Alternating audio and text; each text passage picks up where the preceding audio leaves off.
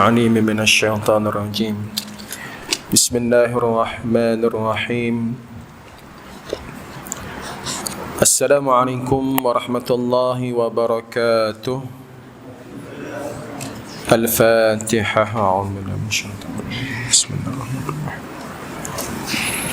الرحمن الرحيم مالك يوم الدين إياك نعبد ونستعين صراط الذين أنعمت عليهم ولا الضالين آمين إن الحمد لله نحمده ونستعينه ونستغفره ونستهديه ونعوذ بالله من شرور أنفسنا ومن سيئات أعمالنا من يهده الله فلا مضل له ومن يضلله فلا هادي له أشهد أن لا إله إلا الله وحده لا شريك له وأشهد أن سيدنا محمدا عبده ورسوله اللهم صل وسلم وبارك على حبيبنا سيدنا محمد وعلى آله وأصحابه أجمعين سبحانك لا علم لنا إلا ما علمتنا إنك أنت العليم الحكيم رب اشرح لي صدري ويسر لي أمري واحلل عقدة من لساني يفقه قولي ربي زدنا علما وارزقنا فهما ربي يسر ولا تعسر اللهم لا سهل إلا ما جعلته سهلا وأنت تجعل الحزن إذا شئت سهلا أما بعد قال الله سبحانه وتعالى في كتابه الكريم بعد أعوذ بالله من الشيطان الرجيم ومن يبتغي غير الإسلام دينا فلن يقبل منه وهو في الآخرة من الخاسرين صدق الله العظيم. Yang berbahagia Tuan Imam, anggota jawatan kuasa Masjid An-Naim, ahli-ahli jemaah muslimin, muslimat, hadirin, hadirat rahimakumullah. Alhamdulillah, syukur pada Allah Ta'ala, maka dipanjangkan umur, sihat tubuh badan kita dapat kita hadir ke rumah Allah dan kita salat berjamaah dan kita ambil masa ruang waktu ini berada pula dalam majlis ilmu Raudatul Jannah. Moga-moga mendapat rahmah dan barakah daripada Allah Subhanahu wa taala. Pada tuan-tuan, malam ni insya-Allah kita sambung pengajian kitab akidah. Dan tuan-tuan ada buku boleh buka muka surat 46. Masih lagi tajuk berkaitan dengan asas-asas akidah Islam. Termasuk perkara-perkara pokok yang wajib diimani bawah tu Ini semua tuan-tuan tengok pun tahu dah, ini perkara asas, memang asas very basic, iaitu berkenaan dengan rukun iman 6 perkara. Perkara-perkara pokok yang wajib diimani. Wajib makna mesti. Mesti beriman dengannya berdasarkan hadis Nabi sallallahu alaihi wasallam. Cuma dia tak petik lah. Dia tak petik dalam hadis, dalam kitab ini. Tapi semua orang tahulah rukun iman disebut dalam hadis Nabi sallallahu alaihi wasallam yang terkenal dengan nama hadis Jibril. Kalau orang tanya mana mu tahu rukun iman tu berapa rukun iman? 6. Tak? Dia boleh sebut 1, 2, 3, 4, 5, 6. Mana dalilnya, mana buktinya? Ialah daripada hadis Nabi sallallahu alaihi wasallam, lengkap 6 tu. Kita akan jumpa ayat Quran lepas ni. Tapi ayat Quran muka surat 47 tu tak sampai 6 pun. Tak. Ayat Quran muka surat 47 tu sebagai dalil dia tak sampai 6 pun. Dia 5 je. Tak. Billah wa malaikatihi wa kutubihi wa rusulihi. 4 je tu. Ada pun lagi 2 lengkap daripada dalil hadis Jibril. Hadis Jibril nak cari mana? Tuan-tuan buka hadis 40, hadis nombor 2. Buka kitab Imam Nawawi hadis 40, hadis yang kedua. Kalau orang mengaji hadis memang dia akan belajarlah hadis ni panjang, terkenal dengan nama hadis Jibril. Kenapa dipanggil hadis Jibril? Sebab Jibril datang menghadap Nabi sallallahu alaihi wasallam. Jibril bertanya 5 soalan dan salah satunya ialah apa itu iman? Lalu Nabi jawab, iman itu 6 perkara, lengkap, komplit, sempurna. Termasuklah qada qadar yang terakhir itu, yang mana ayat Quran itu tak sebut. Baik, kita tengok satu persatu. Terdapat 6 perkara pokok yang wajib diyakinkan oleh seorang Islam, seorang Muslim. Dia Muslim nak jadi mukmin pula macam mana? Bila seorang Muslim Dia dah buat rukun Islam, dan rukun Islam tu tak diterima kalau kata dia tidak mukmin. Contoh rukun Islam solat, contoh rukun Islam zakat, contoh rukun Islam puasa. Dia solat, dia puasa, dia zakat, tapi belum tentu diterimalah solatnya, zakatnya, hajinya, puasanya, selama mana tidak sempurna kemukminannya. Mukmin ke tidak? Mu semayang, tapi beriman ke tidak? Entah, aku ikut orang je. Puasa juga tak, tapi akidahnya rosak. 6 perkara ni tak ada, maka segala amalnya tidak diterima oleh Allah Subhanahu wa taala. Baik, yang pertama, percayakan Allah, beriman dengan Allah taala. Rukun iman yang pertama dengan cara mengetahui al-asmaul husna, atau mengetahui sifat-sifat yang wajib baginya, serta mengetahui dalil-dalil kewujudan Allah dan kebesarannya di dalam alam ini. Yang pertama, percayakan Allah makna beriman pada Allah. Maka nak kenal Allah, belajar akidah, belajar tauhid, itu wajib, fardu ain. Fa'lam annahu la ilaha illallah. Fa'lam makna kata dalam Quran, dalam surah Muhammad. Fa'lam, ketahuilah. Mu kena tahu bahawasanya tak ada Tuhan melainkan Allah. Kena berilmu, kena ada ilmu bahawasanya tidak ada Tuhan melainkan Allah. Mana kena kenal Allah. Kata ulama, awaluddin ma'rifatullah, bermulanya agama itu mengenal Allah Ta'ala. Sebab tu dia sebut sini macam mana nak kenalnya. Disebut dalam kitab ni dengan cara mengetahui asma'ul husna antara. Belajarlah ilmu akidah, ilmu tauhid. Maka dibahasnya asma'ul husna, walillahil asma'ul husna. Bagi Allah itu nama-nama yang mulia. Maka kenal kita Allah, Ar-Rahman, Ar-Rahim, Al-Malik, Al-Quddus, As-Salam, sampailah Ar-Rashid, As-Sabur. 99. Asma'ul husna. Apa makna Ar-Rahman, apa makna Ar-Rahim?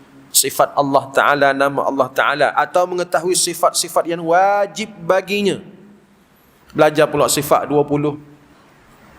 Dalam sifat 20 tu wujud, qidam, baqa, mukhalafatuhu lil hawadith, qiyamuhu bi nafsi, sampailah kepada kaunuhu sami'an, kaunuhu hayyan. 20 sifat. Tak kira lah sifat apa pun. Sifat maknawi ke, sifat salabi ke, sifat yang menggambarkan zat Allah Ta'ala, sifat yang menggambarkan keagungan Allah Ta'ala, sifat-sifat yang wajib kita pelajari ni. Tak ada bergaduh lah. Orang hari ni tak habis-habis dia bergaduh. Yang tauhid 3 marah kat sifat 20. Yang sifat 20 marah kat tauhid 3. Buang masa semua tu. Tak, belajarlah. Yang penting belajar. Yang masalahnya tak belajar, jahil. Tauhid 3 pun belajarlah.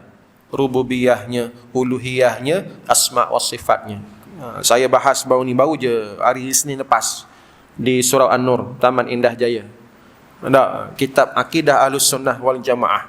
Dalam tu ada tauhid 3, rububiyah, uluhiyah, asma' was sifat. Walaupun ada aliran-aliran tertentu dia tolak, itu dia punya pasal lah. Dia tak nak mengaji, dia punya pasal. Kita mengaji belakang. Sebab semuanya benar, semuanya betul. Menuju matlamatnya ialah mentauhidkan Allah Ta'ala. Cara boleh berbeza. Selagi cara tu tepat dengan syarak, selagi cara tu betul ikut siratal mustaqim, maka tak ada masalah. Nak mengaji sifat 20 kau mengajilah. Kenal Allah, beriman dengan Allah, bebas daripada syirik. Maka kita tauhidkan Allah. Mengaji tauhid 3 pun belajarlah aliran salafi ni. Rububiyahnya, uluhiyahnya, Allah sebagai Rabb, Allah mentadbir alam, Allah sebagai ilah, hanya pada Allah tempat disembahnya. Segala sembah, segala ubudiyah pada Allah Ta'ala. Segala isti'anah hanya pada Allah Ta'ala. Dan Allah itu ada namanya, asma' dan as-sifat, ada sifat-sifatnya. Jadi tak jadi masalah untuk kita belajar mana-mana aliran, selama mana aliran itu berada pada Ahlus Sunnah wal Jamaah. Kenal Allah Ta'ala, untuk kita kenal dan kita mentauhidkannya, maka bebaslah kita daripada syirik. Kerana syirik itu amat-amat bahaya, membawa manusia ke neraka, na'udzubillah. Jadi wajib baginya, wajib bagi Allah Ta'ala. Ada sifat yang wajib bagi Allah Ta'ala, ada sifat mustahil bagi Allah Ta'ala, serta mengetahui dalil-dalil kewujudan Allah dan kebesarannya di dalam alam ini. Tahu dalil. Paling kurang orang tanya, mu kenal tak Allah? Kenal Allah tak? Kenal macam mana tu? Kenal berdasarkan apa yang Allah perkenalkan diri dia. Cukup setakat tu. Lebih-lebih tak boleh. Allah tak sebut pun zat dia lebih-lebih. Nabi pun larang fikir lebih-lebih. Maka setakat hak kita tahu kita mengaji itulah. Allah Ta'ala, qul huwallahu ahad, Allahus samad, lam yalid wa lam yulad wa lam yakul lahu kufuwan ahad. Paling kurang dia boleh berhujah dengan al-ikhlas. Allah tu esa, Allah tu tunggal, tak ada anak, tak ada mak ayah, tak beranak, tidak diperanakkan, dan tak ada walam yakul lahu kufuwan ahad, dan tidak ada apa-apa yang menyerupai sekufu dengan Allah Ta'ala. Bahah lebih-lebih, maka dia boleh jadi sesat, wa'iyadzubillah, kerana dia memikirkan sesuatu yang tak mampu difikir oleh akal, iaitu zat Allah Ta'ala. Tak perlu pun, bahkan Nabi melarangnya, la tafakkaru fi zatillah, tafakkaru fi khalqillah. Jangan kamu fikir zat Allah, tapi berfikirlah pada tentang makhluk-makhluk Allah, kejadian-kejadian Allah yang menggambarkan, yang menzahirkan keagungan, kehebatan Allah Ta'ala. Jadi yang pertama iaitu beriman dengan Allah Subhanahu wa Ta'ala. Yang kedua, rukun iman kedua, malaikat. Dia susun pun memang ikut turutan tu. Pertama Allah, kedua malaikat, berdasarkan ayat Quran yang kita akan baca sekejap lagi, muka surat 47. Yang kedua, percayakan pada malaikat, termasuk juga jin, iblis dan syaitan. Uluk macam mana tu?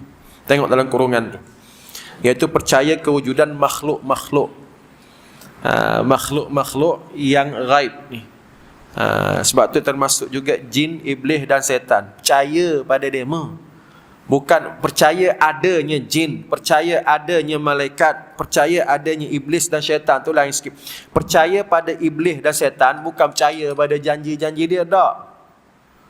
Dalam kurungan tu berhati-hati.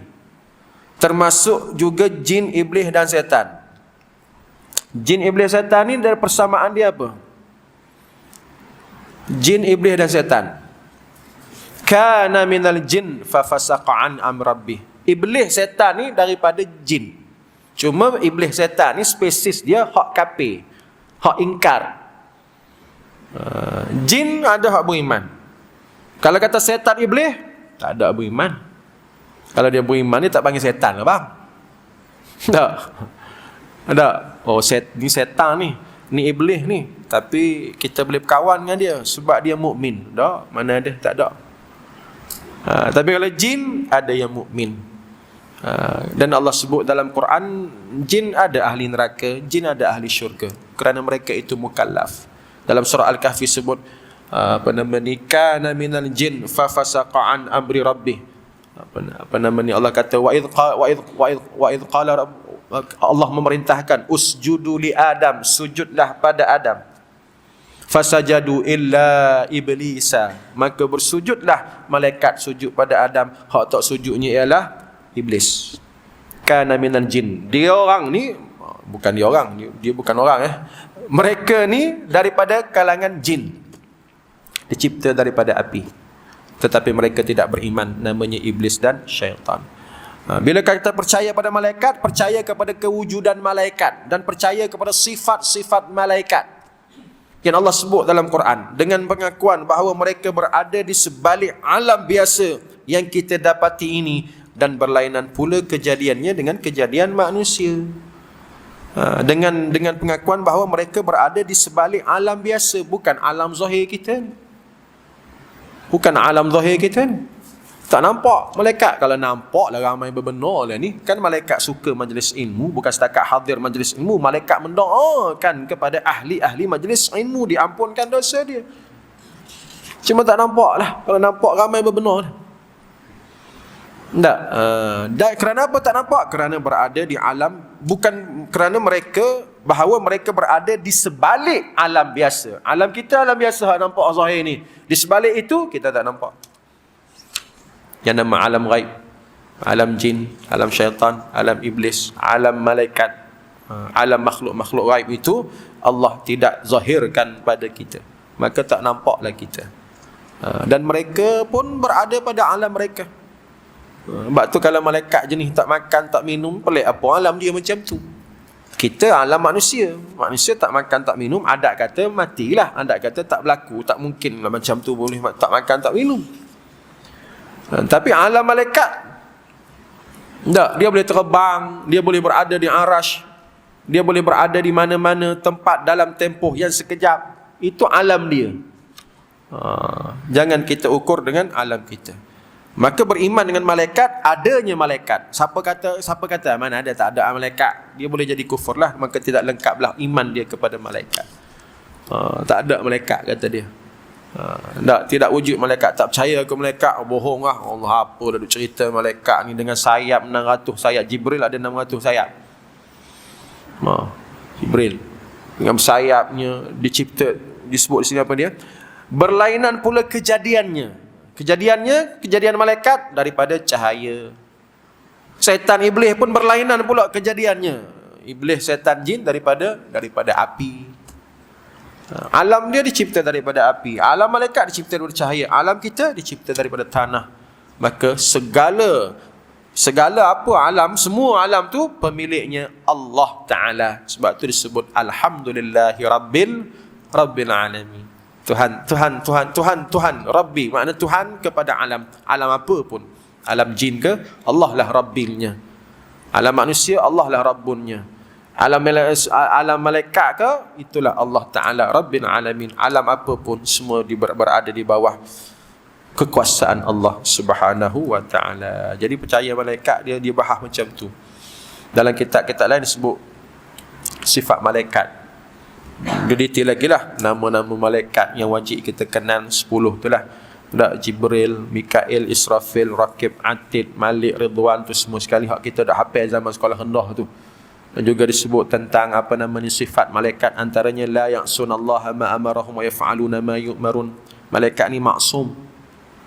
Malaikat ni maksum. Siapa kata? Allah kata dalam Quran surah At-Tahrim, la ya'sunallah ma amarahum. Dia tak reti nak deraka pada Allah Ta'ala, tak reti melawan. Allah kata A lah dibuatnya, Allah kata B lah dibuatnya. La ya'sunallah, malaikat ni dia tak melawan.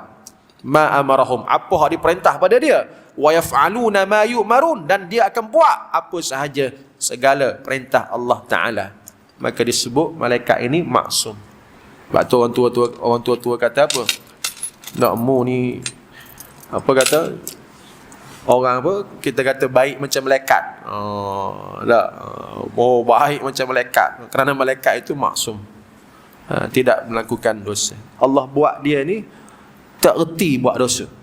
Tak ada bakat pun nak buat dosa. Bukan macam kita manusia ni. Kita manusia ni bukan setakat reti, mahir benar lah buat dosa dengan maknya. Tak, mahir sangat buat dosa. Tak, keupayaan nak buat dosa tu terbuka luas. Itu sifat manusia. Cuma berdasarkan iman masing-masing lah. Adapun malaikat, dia tak erti nak buat dosa. La ya'sunallaha ma amarahum wa yaf'aluna ma yu'marun. Itu Allah sebut dalam Quran. Baik, dua. Yang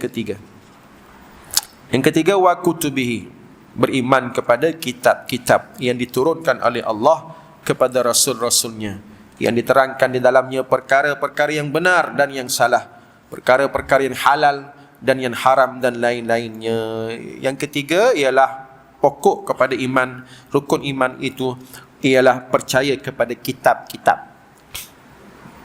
Setengah-setengah dia kata percaya kepada Al-Quran, tu tak lengkap lagi. Secara lengkapnya sebut wa kutubihi. Dalam Quran sebut wa kutubihi. Kutub makna banyak. Orang mengaji Arab dia fahamlah. Allah tak kata kitab. Kalau kitab satu, kitabun, satu kitab. Tapi di sini dalam Quran sebut kutubun. Kutubun banyak kitab. Berapa banyak kitab? 4 kitab. Al-Quran, Injil, Taurat dan Zabur. Kalau ikutnya Al-Quran di ujung sekali lah. Sebab kalau ikut tertib susunannya, Al-Quran tu di ujung sekali. Lepas pada Taurat, lepas pada Zabur, lepas pada Injil, barulah Al-Quran sebagai penutup. Dan Al-Quran mukjizat paling besar dan kekal. Allah jamin kekal sampai ke akhirat. Inna nahnu nazzalna dzikra wa inna lahu lahafizun. Aku turunkan zikra ini, aku turunkan kitab Al-Quran ini, dan aku juga, kata Allah, menjaganya. Jaga Al-Quran.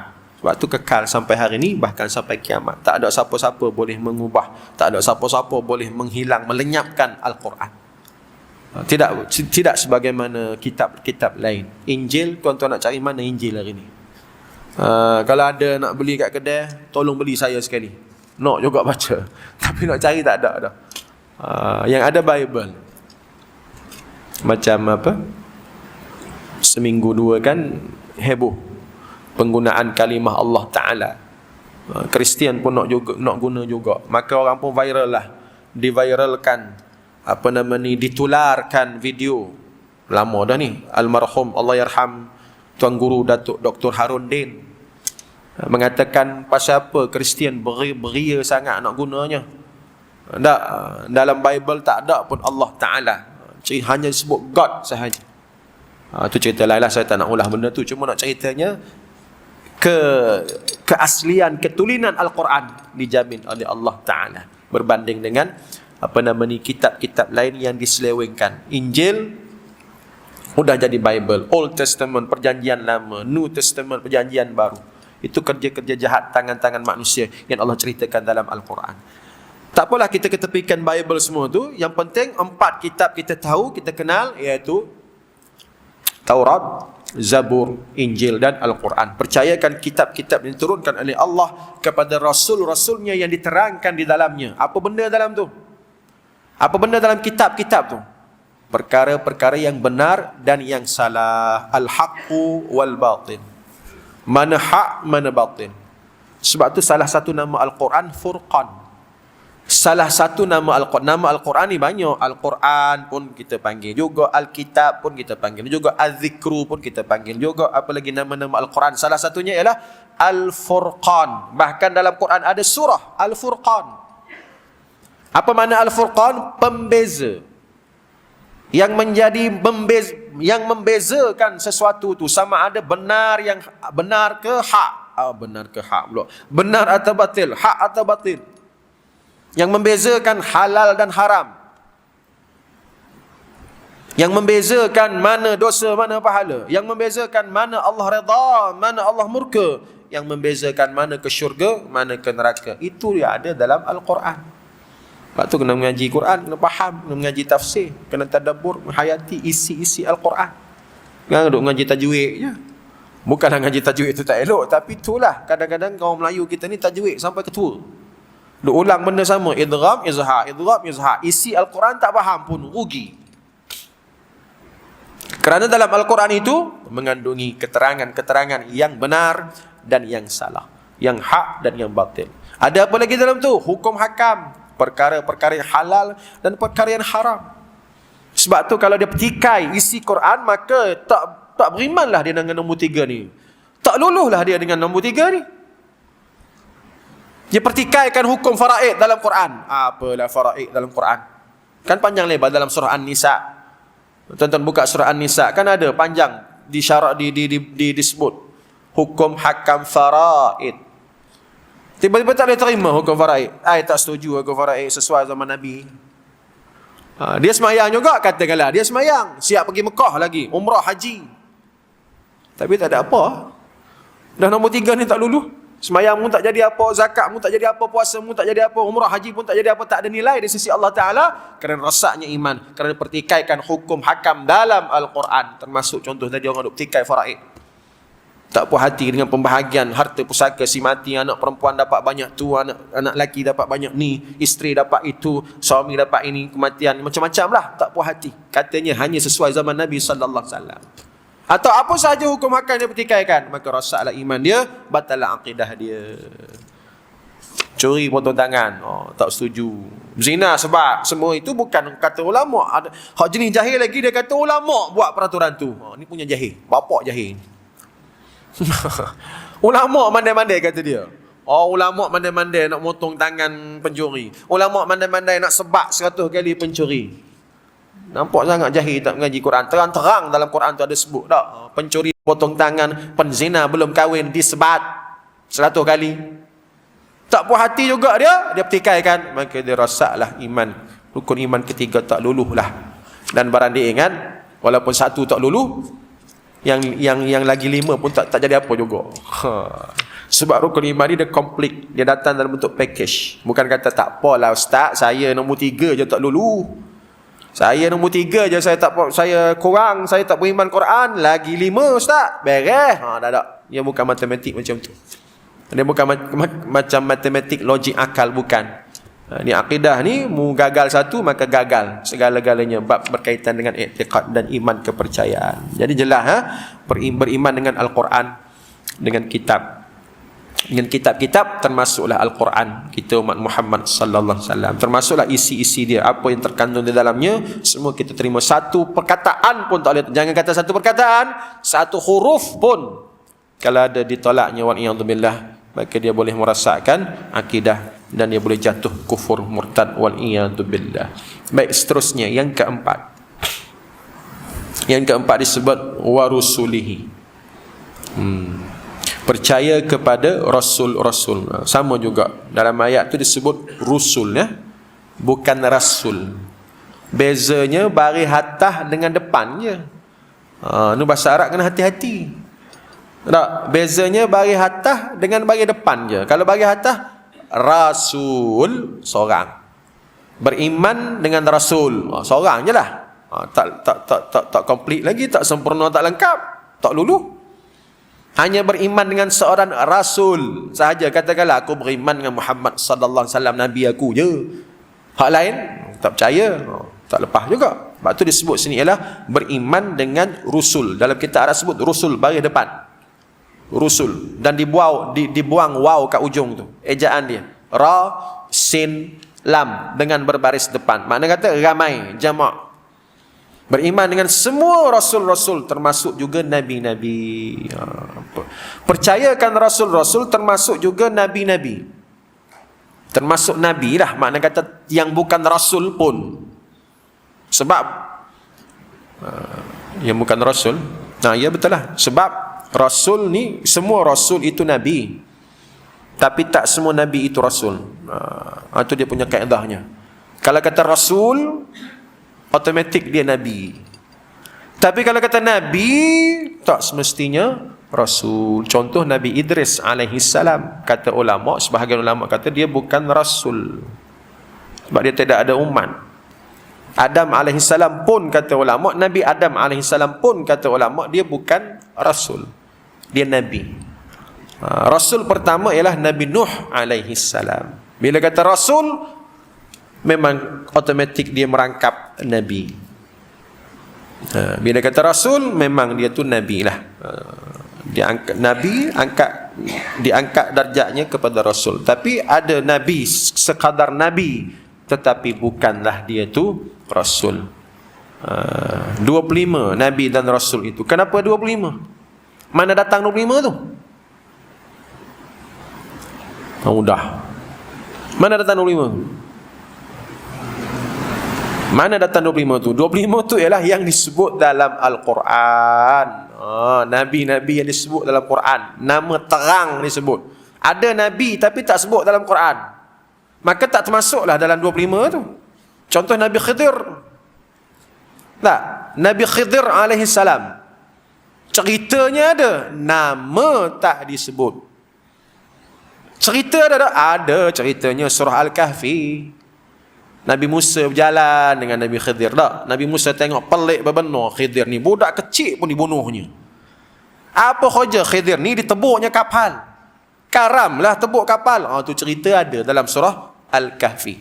Tetapi nama Khidir tidak disebut dengan jelas, melainkan Allah sebut abdan. Allah sebut abdan je, hamba Allah Ta'ala.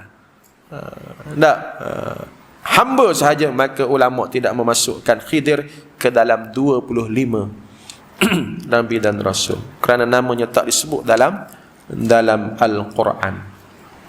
Sama juga orang kata ada kan nama Nabi Bunyamin kan. Nabi Bunyamin, ya dia Nabi, riwayat mengatakan dia Nabi, tapi tak termasuk dalam 25. Sebab apa? Namanya tak ada dalam Quran. Nabi Bunyamin ni adik kepada Nabi Yusuf alaihissalam. Habis itu 25 tu datang daripada hak terang-terang, namanya disebut Adam. Ada nama Adam dalam Quran, Idris, Nuh, Hud, Saleh, walaupun sebut sekali je. Tak, Ilyasa, Nabi Ilyasa sebut sekali je, kalau tak silap saya. Kalau paling banyak pun 2 kali, sekali 2 kali je. Nabi Ilyasa alaihi salam. Tapi dia termasuk juga dalam 25 kerana walaupun disebut sekali, 2 kali dalam Quran. Dan Nabi paling banyak disebut dalam Quran Nabi apa? Nabi Musa alaihi salam. Nabi Musa, nama Nabi Musa tu banyak disebut dalam Al-Quran. Nabi kita Muhammad sallallahu alaihi wasallam berapa kali disebut dalam Quran?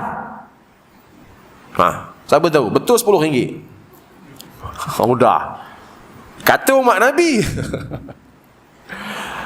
Banyak cerita Nabi Ustaz. Ya memang banyak cerita Nabi Muhammad, tapi nama, nak tahu nama Muhammad tu berapa kali dalam Quran? Muhammad berapa kali dalam Quran? Nama banyak. Kadang Allah panggil ya ayuhan nabi, banyak kali disebut ya ayuhan rasul, wahai nabi, wahai rasul. Tapi Muhammad, lafaz Muhammad tu berapa kali dalam Quran? Jawabnya 4 kali sahaja. Muhammadur Rasulullah, wa ma Muhammadun, ada lagi lah cerita tentang cerita tentang Nabi Muhammad, bapa angkat kepada anak. Nabi Muhammad ada anak angkat, Muhammadur Rasulullah, wa ma Muhammadun illa rasulun qad khalat min qabrihi rusul. Tak percaya balik rumah kira. Subuh esok pun tak habis lagi dak nak cari nak balik dak. 4 kali disebut lafaz Muhammad dalam Al-Quran, berbanding dengan Nabi Musa AS ratusan kali. Tapi cerita Nabi kita banyaklah, tapi tak disebut dengan nama secara directnya. Tapi nak ceritanya ialah 25 Nabi dan Rasul itu, mana datang 25 itu ialah daripada Al-Quran. Daripada Al-Quran. Percaya bahawa Allah Ta'ala telah mengutuskan beberapa orang Rasul untuk menyampaikan berita gembira. Khojanya apa? Apa khojanya? Khojanya ialah menyampaikan berita gembira dan perkhabaran yang menakutkan kepada manusia dan membangkitkan beberapa orang Anbiya. Anbiya itu Nabi. Anbiya yang bukan bertaraf Rasul. Kalau Rasul, dia merangkap kedua-dua sekali. Dan khojanya di sini disebut ialah Bashir, Nadhir. Itu kalau bahasa Arabnya. Menyampaikan berita gembira sebagai seorang Bashir. Menyampaikan perkhabaran menakutkan sebagai seorang Nadhir. Apa makna Rasul? Rasul makna utusan. Yang diutuskan. Dia tak lantik sendiri. Pada makna nama tu pun menggambarkan tak ada orang mengaku Rasul sendiri ni. Aku Rasul. Ngaku syok sendiri. Tak. Sebab Rasul tu ialah yang diutus. Allah utuskan dia, Allah lantik dia. Tiba-tiba ada orang Melayu zaman-zaman hidup mengaku juga Rasul. Aku Rasul kata dia. Ni memang bohong lah. Rasul maknanya sesuatu yang diutus, seseorang yang diutus, yang dilantik, Allah hantar. Rasulullah sallallahu alaihi wasallam dan rasul-rasul yang lain. Diutus untuk apa? Untuk menyampaikan berita gembira, perkhabaran, sama ada berberita gembira ke, berita menakutkan ke, semuanya itu adalah wahyu. Maka ada bersama Rasul itu wahyu. Ataupun Nabi. Nabi apa makna Nabi? Nabi daripada perkataan Naba. Nabiyun daripada perkataan Naba. Dalam Quran ada surah An-Naba, juzuk Amma kan? Amma yatasa'alun. Amma yatasa'alun tu apa dia? Surah An-Naba. An-Naba mana apa? Berita. Nabi ni orang yang membawa Naba. An-Nabiyyu, Nabi seorang Nabi ialah orang yang membawa Naba. Nabi ialah orang yang membawa berita. Berita tu ambil daripada mana? Wahyu. Wahyu daripada siapa? Sudah tentu daripada Allah Subhanahu wa ta'ala. Jadi hok dok mengaku Nabi, wahyu tak turun pun, ini pembohong besar. Nabi palsu kita panggil. Jadi beriman kepada kenabian dan kerasulan para Nabi dan Rasul yang membawa berita gembira, berita daripada Allah Ta'ala tentang syurganya, tentang redha Allahnya, dan perkhabaran menakutkan tentang nerakanya, tentang laknat Allahnya, tentang azabnya. Semua itu wajib kita mengimaninya kerana mereka merupakan Rasul dan Nabi yang wajib kita beriman kepadanya. Tak beriman juga, maka dia boleh jadi kufur. Na'udzubillah. Baik, insya-Allah masuk, saya laju sikit nak habiskan yang kelima dan keenam. Yang kelima, percayakan hari akhirat dan perkara-perkara yang berhubung dengannya. Yang ni tak sebut dalam ayat Quran ni. Yang ni pun ada dalam hadis Nabi, hadis Jibril tadi. Iaitu yang kelima, percayakan pada hari akhirat dan perkara-perkara yang berhubung dengannya, seperti hari kiamat. Beriman dengan hari akhirat, beriman dengan hari kesudahan. Contoh kiamat. Hari kiamat akan datang. Akan datangnya, akan adanya hari kiamat. Tadi imam kita dalam solat maghrib pun baca tentang surah tentang hari kiamat. Idza zulzilatil ardu zilzalaha. Itu kiamat. Wa akhrajatil ardu athqalaha. Apabila bergegarnya bumi dengan segegar-gegarnya. Ini cerita tentang kiamat. Maka beriman adanya kiamat. Lepas kiamat ada apa pula? Ada kebangkitan semula, al-ba'thu. Kemudian ada al-yaumiddin, hari pembalasan. Hari diserahkan buku catatan, buku amalan. Hari bersidangnya mahkamah Allah Ta'ala. Mahkamah Allah akan bersidang. Hari ditimbangnya dosa pahala. Itu semua berkait dengan hari-hari akhirat. Padang mahsyar dia sebut. Cuma dia tak sebut titiang siratnya. Sebab titiang sirat tak ada ulama kata tak ada pun. Tak apa tahu, itu cerita panjang pula. Ada pandangan ulama mengatakan sirat ni tak ada. Tapi dia sebut mahsyar, kiamat, al-ba'thu. Al-ba'thu ni apa? Kebangkitan. Bangkit semula daripada kubur. Yang mana zaman Nabi sallallahu alaihi wasallam dulu, zaman Nabi sallallahu alaihi wasallam dulu, hak mana tak beriman dengan Nabi ni, benda inilah subjek utama yang menjadi bahan sanggahan mereka ni. Apalah Muhammad duk cerita lepas mati duduk lagi, lepas mati duduk lagi, lepas mati bangkit, lepas mati bangkit, karuklah. Tu yang mereka tak beriman dengan yaumiddin. Dah mati-matilah jadi tanah, hancur lebur, tulang pun dah hancur dah, macam mana nak bangkit lagi? Tu musyrikin jahiliah dulu. Mereka menyanggah, mereka tidak beriman dengan hari akhirat. Kita dalam solat pun Allah wajibkan kita baca Fatihah. Dalam Fatihah wajib pula kita sebut Maliki Yaumiddin, supaya ingat paling kurang 17 kali mu kena sebut Yaumiddin, Yaumiddin, Yaumiddin. Hari kebangkitan, hari pembalasan, hari bersidangnya mahkamah Allah, hari dibalasnya segala perbuatan baik dan buruk kamu. Itu yang kelima. Jadi siapa-siapa tak percaya kepada akhirat ni, dia kira sebagai orang-orang yang kufur, rosak iman dia, termasuk syurga neraka.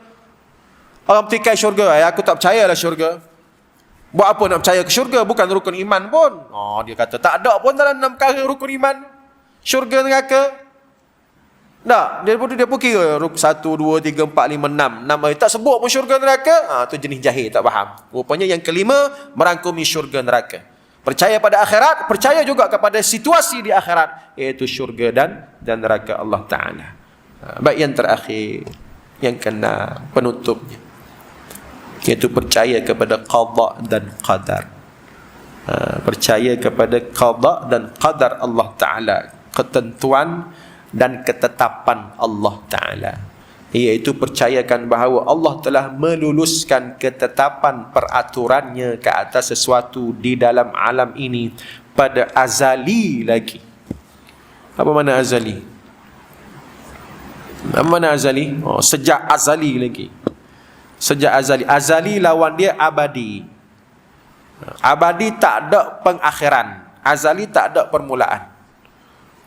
Ketetapan Allah Ta'ala, mana kata daripada dulu, sebelum pada langit bumi ada lagi dah ketetapan Allah Ta'ala.